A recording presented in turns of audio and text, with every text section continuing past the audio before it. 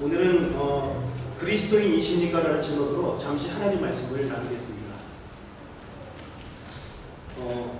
안디옥 교회가 부흥했습니다. 근데 그것은 사람에 의해서 부흥된 것이 아니라 하나님께서 부흥시키셨습니다. 오늘 본문 24절 말씀을 보면은 바나바는 착한 사람이고 성령과 믿음이 충만한 사람이었는데 이에 큰 무리가 죽게 더하더라 할 때에 언뜻 보면은 야, 바나바가 있었기 때문에 부흥했구나, 이렇게 우리가 이 문맥을 보고 그렇게 우리가 생각할 수 있으나, 실질적으로 원어를 볼 때에는 신적 수동태를 거기서 적용을 해서 하나님께서 그렇게 만드셨다는 겁니다. 하나님에 의해서 많은 무리들이 더하여졌더라라고 말해요. 어느 정도로 더하여졌냐면 바나바 혼자 목회하기가 어려울 정도, 그렇게 부흥이 되어서 오늘 본문 25절 말씀을 보니까 바나바가 사울을 찾으러 다소에 가게 되는 장면이 기록되어 있습니다. 자, 여러분, 그냥 간 게 아니고요. 사실은 아마누스라고 하는 산맥이 있습니다. 터키에 가면은 여러분 혹시 토로스 산맥이라고 들어보셨습니까? 갑바도기아에서 이렇게 쭉 넘어가는 데 보면은 토로스 산맥이라는 큰 산맥이 있고, 그 토로스 산맥과 만나게 되는 아마누스 산맥이라고 하는 산맥이 있는데, 그 산맥은 요즘 말로 말하면 누르 산맥입니다. 누르 산맥. 그 누르 산맥은 높이는 3,700m까지 이렇게 높은 산맥인데, 사실은 바나바가 사울을 찾아 다소로, 안디옥에서 다소로 갈 때에 이 누르 산맥을 넘어서 찾아간 겁니다. 안디옥에서 적어도 다소까지는 175km나 떨어져 있습니다. 어느 정도 산인지 오늘 한번 우리 PPT를 통해서 한번 보겠습니다. 나왔나요? 네, 이런 다음 한번 보겠습니다. 저 앞에 보이는 바다는요, 지중해입니다. 지중해. 네, 그 다음 선을 보면 이때만 해도 저쪽에 보면은 자동차가 가는 길이 지금은 보이잖아요. 그런데 사도 바울 당시에는 그런 길이 있었는지 없었는지 전혀 알 길이 없지만 아마 없었을 것입니다. 그 다음 그림을 볼까요? 네. 이런 어떤 그 첩첩산 중에 사실은 사울을 찾으러 간 거예요. 바나바 입장에서 본다면 오히려 예루살렘 쪽에 손을 내밀 수도 있었을 것입니다. 혹시 그 마음속에 이 정도 목회했는데 내가 와서 교회가 이렇게 부흥이 됐단 말이야? 그러면 겸손한 척 하면서 예루살렘에 알리게 되어지면은 바나바의 입지가 정말 많이 높아질 수 있을 것입니다. 그럼에도 불구하고 바나바는 예루살렘에서 그렇게 손을 뻗치지 않았고요. 기도하는 가운데 하나님께서 사울이라고 하는 그 청년을 생각나게 하셨던 겁니다. 왜 사울일 수밖에 없었을까? 안디옥 교회는 이방 교회입니다. 이방인 지역에 이방인 성도들을 위해서 첫 번째로 세워진 이방인 교회가 안디옥 교회였어요. 그런데 사울은 어떤 사람입니까? 사울은 여러분 헬라어가 능통한 사람이었습니다. 그리고 헬라 문화에도 능통한 사람이었습니다. 지금 저 다소라는 지역은 터키 지역, 소아시아, 이 당시만 해도 바울 시대만 해도 로마가 다스렸던 지역이고요. 저기에 살았기 때문에 자동적으로 로마 시민권을 얻을 수가 있었던 거예요. 그리고 세 번째로 보게 되어지면 이 사울은 성경 말씀에 능통한 사람이었습니다. 구약 성경, 모세오경, 즉 토라에 대해서 능통한 사람이었기 때문에 하나님 말씀을 가르치기에 지장이 없었던 사람이며, 또 하나 네 번째로 가장 중요한 것은 뭐냐면 이 사울은 개종한 경험이 있었던 사람입니다. 지금 헬라에서 안디옥에서 예수 그리스도를 믿고 있는 이 사람들은 다 개종을 해야 되는 사람이었어요. 글라우디오 황제를 믿든가 아니면 아폴로신을 믿든가 이런 어떤 신들을 믿는 상황 가운데에 예수 그리스도를 믿어야 되기 때문에 개종을 해야 되거든요. 그런데 이 개종에 대한 경험이 있는 사람이 바로 사울이었어요. 이것은 인간적인 생각으로 하나님께서 바나바에게 생각나게 하셨던 부분이 아니라 기도하는 가운데에 분명히 생각나게 하셨을 거예요. 바나바는 적어도 믿음과 성령이 충만했기 때문에 목회를 하면서 그는 본인의 생각대로, 본인의 의지대로, 본인의 어떤 인간적인 방법으로 목회하지 아니하고 하나님께 무릎을 꿇고 바로 기도가 교회의 원동력임을 깨달아서 그렇게 사역에 임했던 사람이 사울이었습니다. 그래서 이 사울을 찾으러 바나바가 175km 떨어져 있는 안디옥에서 다소까지 그 아마누스 산맥, 누르 산맥을 넘어서 찾아갔다는 성경 구절이 25절입니다. 아주 25절이 짧게 나와 있지만 사실은 그 안에 엄청난 것들이 기록되어 있는 거죠. 그런데 지금 다소에서 7년 내지는 8년 동안 칙부하고 있었던 이 사울의 모습을 보게 되어지면 이 사울도 이 아마누스 산맥을 적어도 우리가 사도행전을 통해서 5번 이상은 아마누스 산맥을 넘었다는 것을 알 수 있습니다. 사울이 20대 전후로에서 예루살렘에 청혼의 꿈을 꾸고 그가 아마누스 산맥을 넘어서 나아갔습니다. 무언가 내가 성공하겠다. 인간적인 어떤 성공을 위해서 그는 아마누스 산맥을 넘어가서, 그런데 실질적으로 행했던 것은 뭐냐 하면 예수 그리스도를 믿는 사람들을 잡아 죽이고 핍박하는 사역을 감당했죠. 그는 예수 그리스도를 그때는 알지 못했습니다. 거기서 다메섹에서 그는 예수 그리스도를 만나게 되었고 복음을 증거하다가, 특별히 예루살렘에 복음을 증거할 때에 그가 죽을 위험에서 다시 다소로 넘어오는 그 과정에 아마누스 산맥을 한 번 더 넘어서 오게 되는 거죠. 그런데 그 상황 속에서 사실은 우리는 이 바나바와 사울이 엄청난 만남이 있었다는 것을 알고 있습니다. 그가 예루살렘에 가서 복음을 증거하고 사도들을 만나고 싶었는데 사도들이 그를 만나주지 않았습니다. 왜냐하면 사울의 명성을 잘 알고 있기 때문입니다. 예수 믿는 사람을 잡아 죽이고 죽치고 감옥에 잡아놓던 사람이 이제 예수를 믿는 사람으로 변화되었다? 믿을 수 없다는 거죠. 그때 중간에서 다리 역할을 했던 사람이 바로 바나바였습니다. 바나바가 그때 사울과 사도들을 만나게 해 주었던 거예요.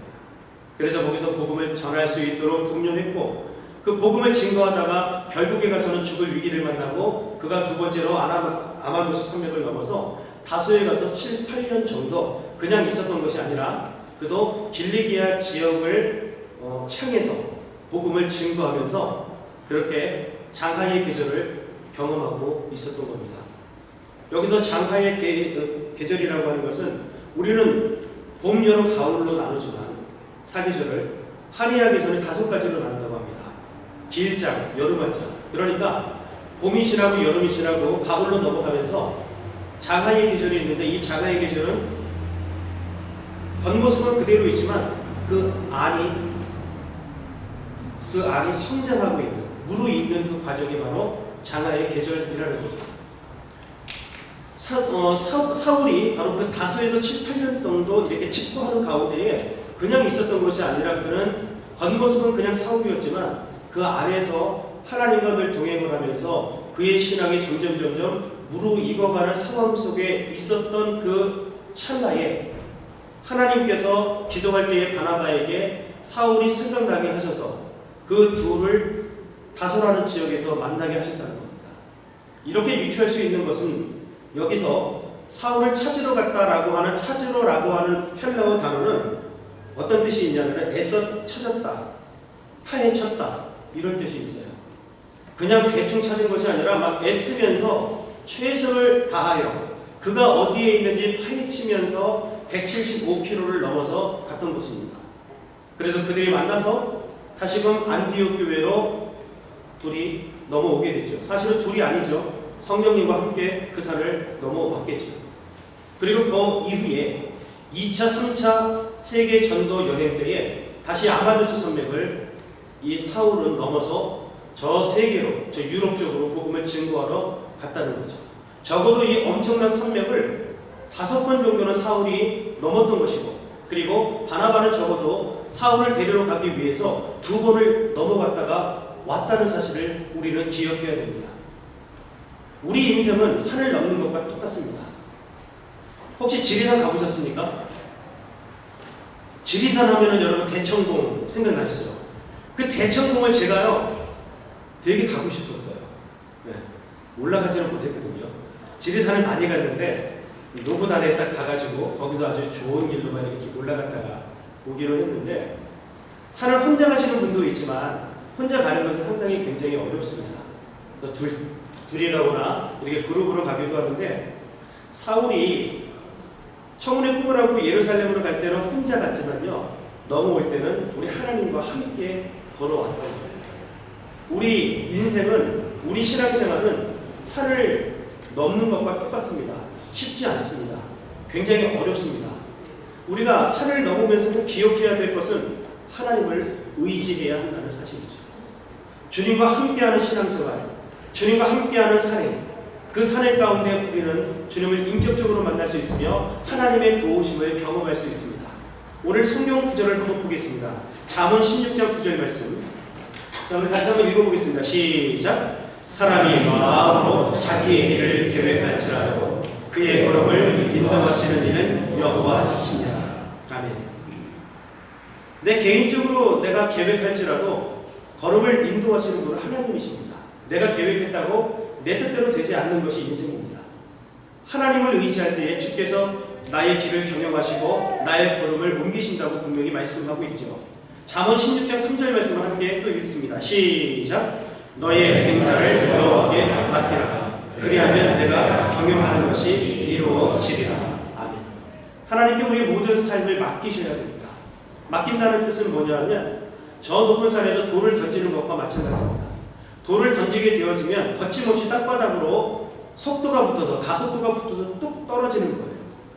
우리가 하나님께 내 삶을 맡긴다, 내 인생을 맡긴다는 것은 그런 거예요.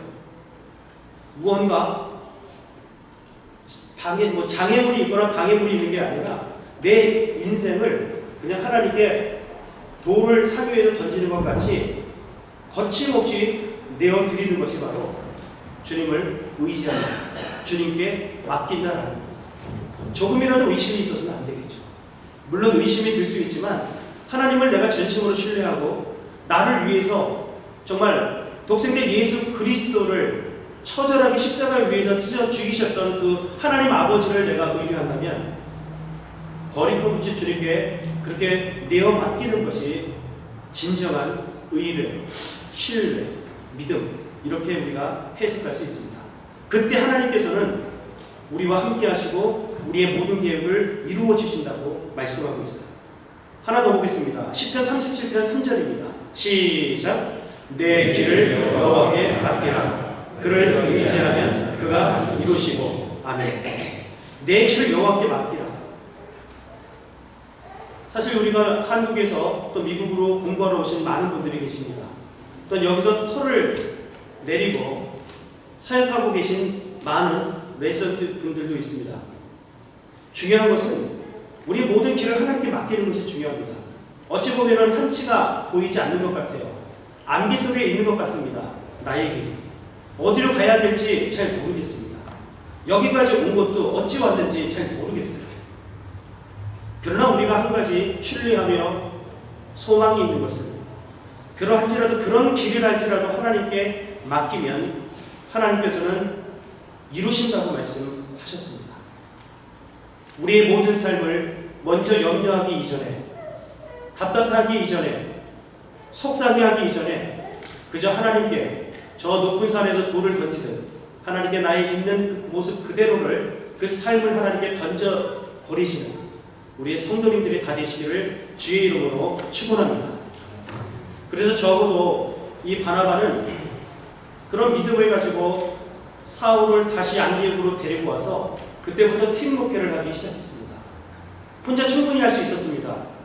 그럼에도 불구하고 그는 그렇게 하지 아니했고 아까 말씀을 드렸던 것 같이 가장 중요한 그 사울이라고 하는 그 청년을 데리고 와서 오히려 본인의 위치를, 본인의 자리를 그에게 내어주면서 함께 합력하여 사역하는 모습을 볼 수가 있는 거죠.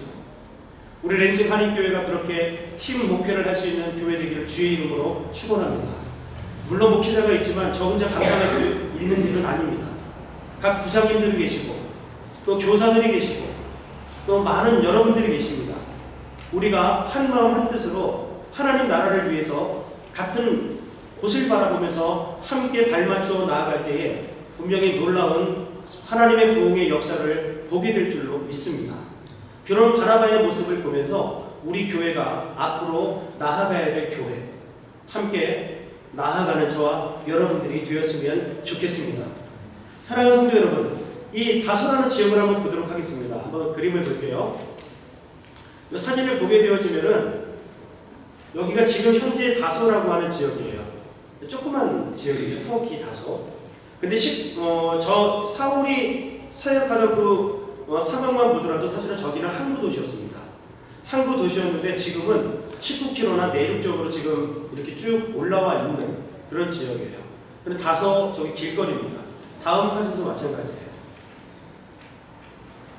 이렇게 되어져 있는데 여기서 우리가 주목해서 봐야 될 부분은 사울이 살았던 생가에 있는 우물입니다. 한번 볼게요. 자, 저 위에 보면은 이제 세인트 폴에 대해서 나오고 있는데 저기가 그 바울 생가 우물이 있다는 그 공원이거든요. 한번 다음 사진 볼게요. 저기 오른쪽에 보니까 그 바울의 모습이 좀 보이십니까? 네. 다음 사진 한번 보겠습니다. 이게 바로 지금 남아있는, 아마도 이것이 바울 사도 생가에 있는 우물일 것이다. 여기가 바로 바울 생가의 우물입니다.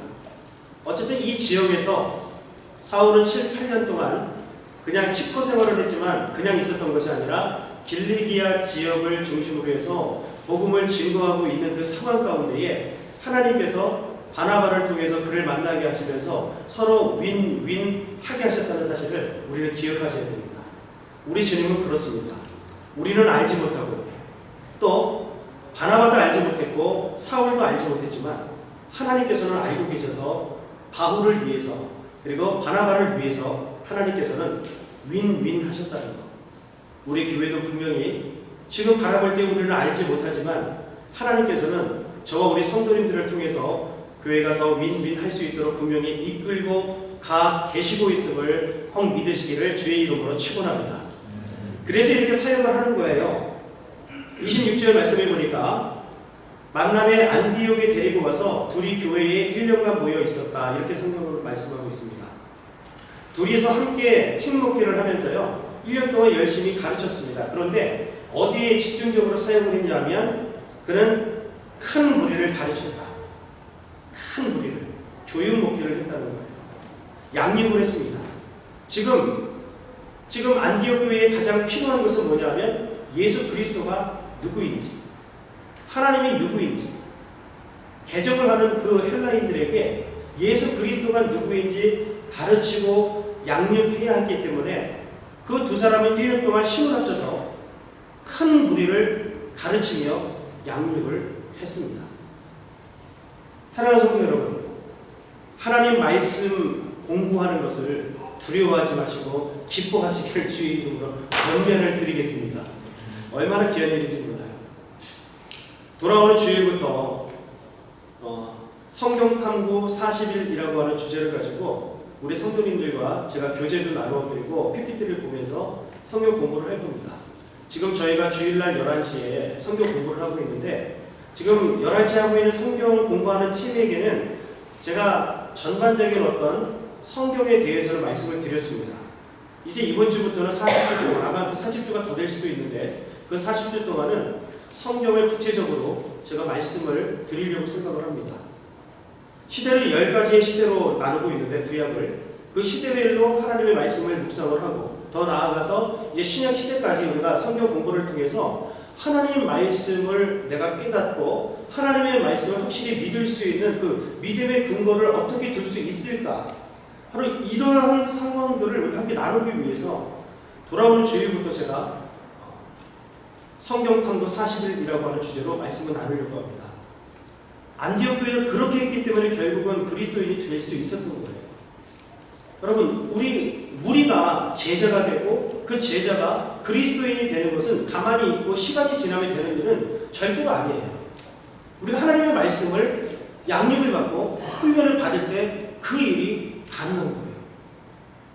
사울과 바나바가 한 일은 다른 것이 아니라 그렇게 양육하는 일에 집중을 했더니 큰 무리가 제자들이 안디옥에서 비로소 그리스도인이라 일컬음을 받게 되었더라.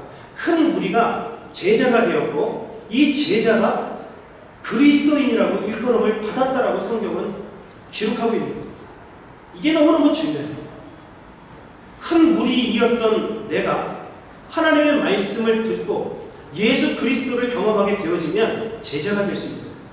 그 제자가 하나님의 말씀을 통하여 다시 훈련받고 세상에 나가 복음을 증거하고 예수 그리스도의 사랑을 실천할 때에 비로소 그리스도인이 될 수 있음을 성경은 말하고 있습니다.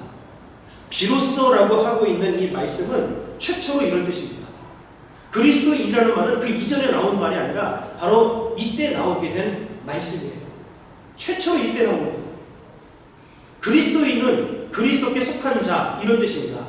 크리스티아누스, 이게 복수입니다. 헬라어로는 복수인데 그리스도인들, 영어로 말하면 크리스찬, 이안이라고 하는 것이 들어갔을 때에는 어디에 속한 자, 이런 뜻입니다. 코리안, 한국에 속한 사람, 한국 사람. 아메리칸, 미국에 속한 사람, 미국인. 크리스찬, 그리스도께 속한 사람, 그리스도와 연합된 사람.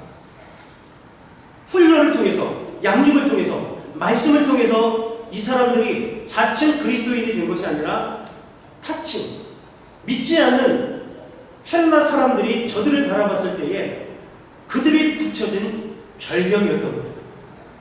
우리 랜싱 한인교회도 그리스도인이 되시기를 주의 이름으로 축원합니다. 내가 인정해주는 게 아닙니다. 세상 사람들이 우리를 바라볼 때에 무언가 정말 이 사람들은 다르구나, 정말 세상 사람들과는 뭔가 좀 다르구나. 어떻게 달라질 수 있습니까?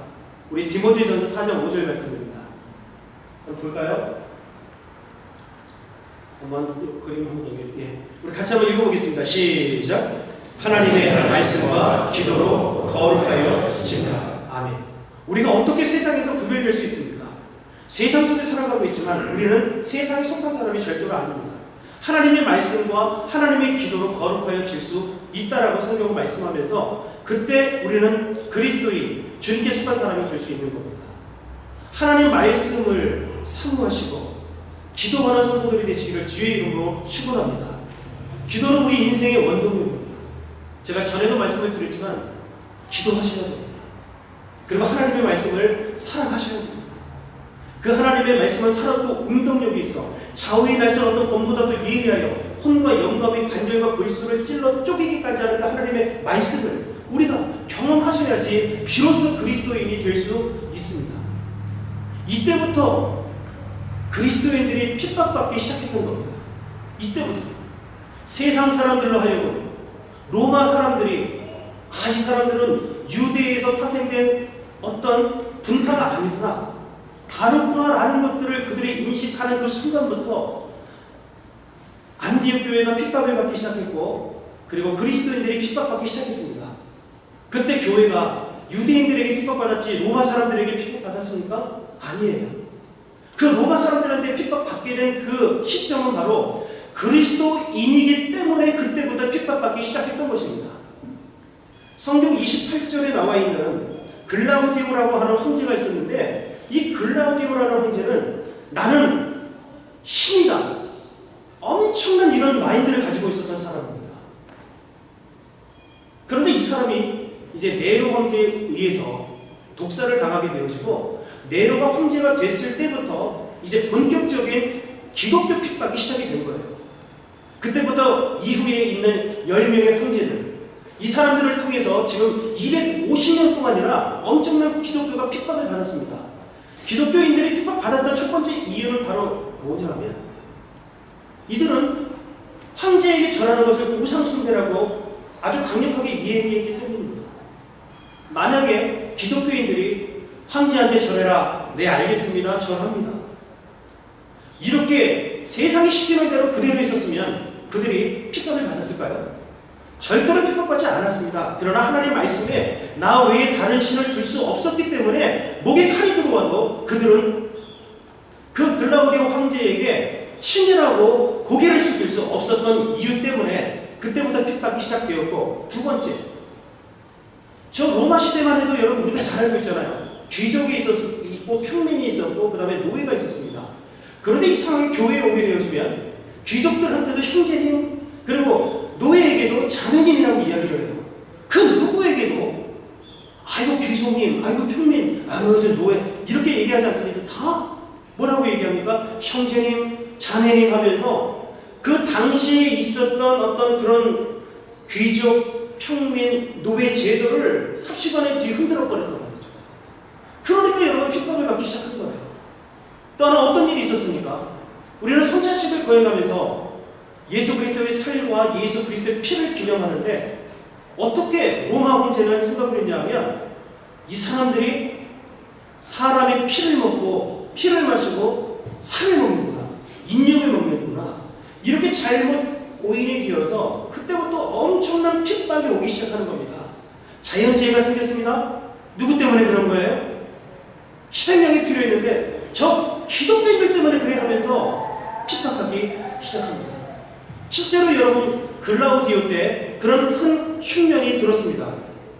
여러분 이 글라우디오 황제는 AD 41년부터 AD 64년 동안 13년 동안 그렇게 황제직에 있었는데 AD 46년과 48년 사이에 엄청난 흉년이 진짜 들었었어요. 그래서 오늘 본문 말씀을 보게 되어지면 안디옥 교회에서 구제 헌금을 걷어가지고 예루살렘 교회를 도왔단 말이죠.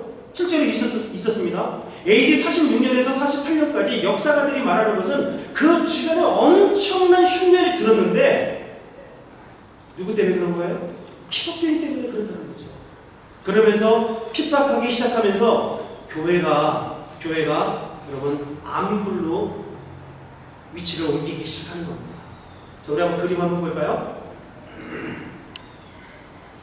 지금 유일하게 남아있는 안디옥에 있는 암굴 교회입니다.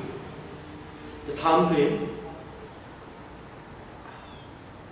여기가 바로 내부 예배실입니다. 이런 곳에서 여러분 예배를 드린 거예요. 성도님들이 예배를 드리기 위해서 참 날짜를 정해지고 시간이 정해지면 모입니다. 그럼 저 안에서 예배를 드리고 한 사람은 저 바깥에서 마음을 보는 겁니다. 다음 그림. 자, 이 그림 그리고 그 다음 그림. 여러분 이거는 비상통로예요. 무슨 일이냐면 그들이 목숨을 걸고 예배를 드리는 그 순간에 저기 보니까 핍박자들이 올라옵니다. 그러면은 마음 보는 사람이 그 소리를 알리는 겁니다. 저 밑에서 로마 군인들이 올라오고 있습니다. 그러면 어떻게 됩니까? 한 사람 겨우 들어갈 수 있는 그 통로로 이제 그들이 피해서 산으로 올라가는 거예요. 강대산 바로 옆에 거기가 있었어요. 예배를 드리다가 한 사람씩 이제 신앙과 믿음을 지키기 위해서 그 비상 통로로 탈출을 하는 겁니다. 바로 저렇게 만들어 놓은 이 굴이 바로 그 비상 통로인 거예요. 이 다음 그림 한번 보실래요? 저기 위에 보시면 여러분 그 어떤 그 입구들이 또 하나 보이잖아요. 여기가 암굴 교회와 연결된 주거지였어요. 이런 데서 이 사람들은 살았습니다. 믿음을 지키기 위해서, 신앙을 지키기 위해서. 본인들이 그리스도인이기 때문에 예수 그리스도께 속한 자로서 믿음을 지키기 위해서 그 고난 속에서도 이렇게 예배 드리며 그리스도인들이 살아갔다는 것을 역사가 여실히 증거해주고 있는 겁니다. 사랑하는 성도 여러분, 과연 나는 그리스도인입니다. 내가 예수 믿습니다. 내가 인정하는 그리스도인이 아니라 세상 사람들이 우리 교회를 바라보는 시선, 그리고 세상 사람들이 나를 바라보는 그 시선 가운데에 정말 내가 그리스도께 속한 사람으로 살고 있는지, 내가 그리스도와 연합된 성도로 살아가고 있는지 오늘 말씀을 통해서 우리의 믿음을 다시 한번 점검해 보시기를 주의 이름으로 축원합니다. 이렇게 믿음을 지켰기 때문에 그 흉년이 들었을 때에 그들도 힘들고 어려웠지만 십시일반 헌금을 해가지고 그들이 어려움을 당하고 있는 예루살렘 오히려 모 교회를 도왔다라고 성경은 말하고 있는 거예요. 이번 미국에 두 개의 커다란 허리케인을 통하여서 150명가량 사망자가 생겼고 엄청난 손실이 왔다고 합니다. 우리가 이 미국 땅에 살면서 마음껏 주님을 찬양하고 경배할 때에 과연 우리가 돌아봐야 될 곳은 어디인가? 오늘 그리고 다음 주 우리가 허리케인 때문에 자식을 잃고 부모를 잃고 일터를 잃은 그 영혼들에게 복음을 증거하기 위해서 우리가 작은아마 구제헌금을 함께 드리려고 합니다. 아무쪼록 이 안디옥 교회가 그렇게 했던 것처럼 저와 우리 성도님들이 함께 동참하여서 우리가 저 힘들어하고 고통받고 절망 속에 있는 그 영혼들에게 희망을 주고 예수 그리스도를 전할 수 있는 특별한 은혜가 있기를 주의 이름으로 간절히 축원을 드리겠습니다. 우리 함께